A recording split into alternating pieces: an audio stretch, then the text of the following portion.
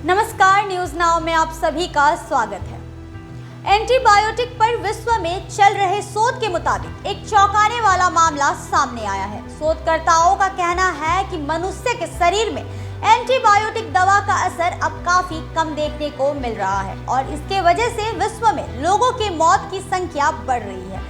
सबसे ज्यादा खतरा उन मरीजों को है जिनका इलाज आईसीयू में होता है। नमस्कार, मैं हूं आपके साथ प्रेरणा। बदलती लाइफस्टाइल और भागदौड़ भरी जिंदगी में सेहत पर ठीक से ध्यान नहीं दिया जा सकता, इसलिए जब हम बीमार पड़ते हैं तो डॉक्टर के पास दौड़ पड़ते हैं। फिर डॉक्टर कई दवाएं लिखते हैं, लेकिन क्या आप जानते हैं वर्तमान में भारत के विभिन्न अस्पतालों के आईसीयू में भर्ती कई मरीज अपनी जान नहीं बचा सकते क्योंकि उन पर एंटीबायोटिक्स काम नहीं कर रही है। कोरोना काल में भारतीयों ने इतनी एंटीबायोटिक्स ले ली है कि अब इन दवाओं ने काम करना बंद कर दिया है। भारत में एंटीबायोटिक दवाओं के इस्तेमाल को लेकर हाल ही में आईसीएमआर की एक रिपोर्ट सामने आई है। इस रिपोर्ट में कई खुलासे हुए हैं।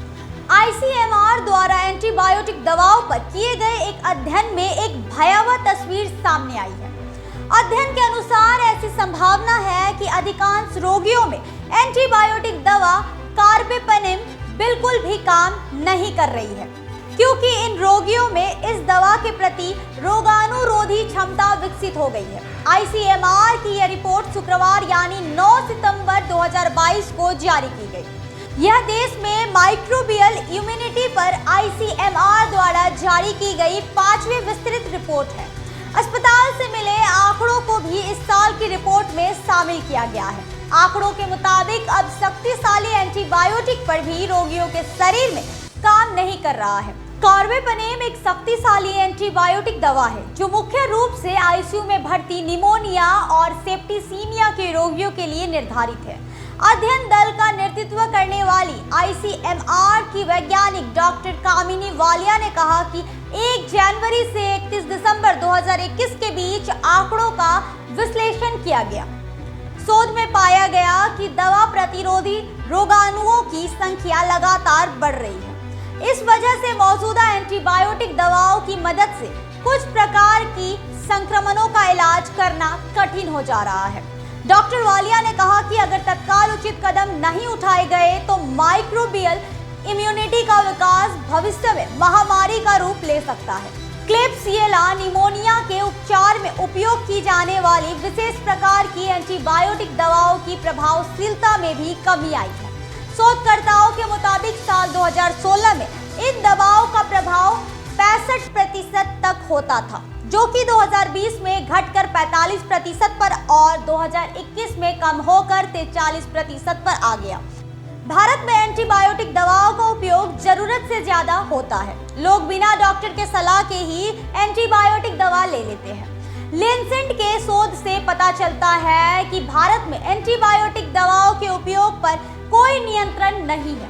लेंसेट के इस रिपोर्ट के मुताबिक भारत में 44% एंटीबायोटिक बिना मंजूरी के इस्तेमाल किए जा रहे हैं। केंद्रीय औषधि मानक नियंत्रण संगठन द्वारा केवल 46% दवाओं को मंजूरी दी गई है। भारत में सबसे अधिक इस्तेमाल किया जाने वाला एंटीबायोटिक लेंसेट के रिपोर्ट में विशेष रूप से एजिथ्रोमाइसिन दवा के दुरुपयोग का बारे में लिखा गया है।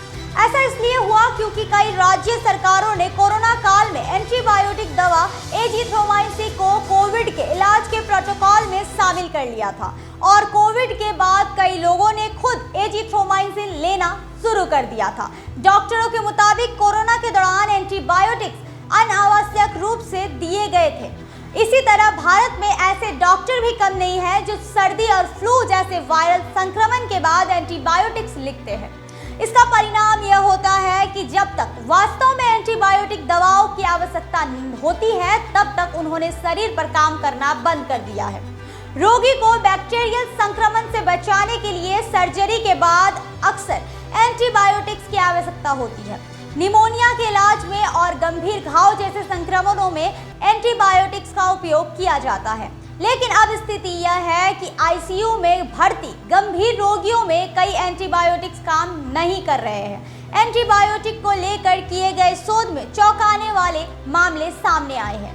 शोधकर्ताओं और एक्सपर्ट के मुताबिक जरूरत है कि एंटीबायोटिक को लेकर सरकार गंभीर हो ताकि एंटीबायोटिक के प्रयोग पर नियंत्रण लाया जा सके, वरना आने वाले समय में भारतीयों को एक महामारी से फिर जूझना पड़ेगा। उम्मीद करते हैं आपको हमारा कार्यक्रम अच्छा लगा होगा। अगर आपको हमारा कार्यक्रम अच्छा लगता है तो हमारे न्यूज़ नाउ के पेज को ज़्यादा से ज़्यादा लाइक, शेयर और सब्सक्राइब करना ना भूलें। फिलहाल के लिए बस इतना ही। मुझे दे इजाज़त। नमस्कार।